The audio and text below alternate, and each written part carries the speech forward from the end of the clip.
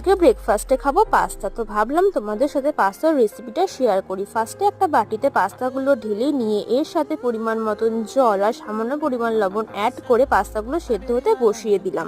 সেদ্ধ হয়ে যাবার পর কড়াইয়ে সাদা তেল দিয়ে দুটো মিডিয়াম সাইজের কেটে রাখা পেঁয়াজগুলো ছেড়ে দেব।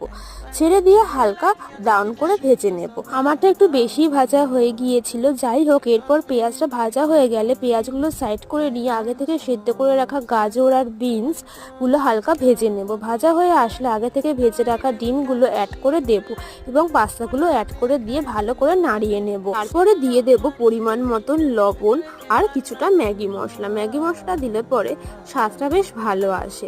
মশলার মধ্যে আমি এই ম্যাগি মশলাটাই খালি অ্যাড করেছি। যাই হোক সবশেষে দিয়ে দেব সসটা দিয়ে ভালো করে নাড়িয়ে চাড়িয়ে নিলে পরেই আমাদের রেডি আজকের পাস্তা। ভিডিওটা কেমন লাগলো অবশ্যই কিন্তু কমেন্টে জানিও, আর তোমরাও একবার ট্রাই করে দেখো, আশা করি ভালো লাগবে।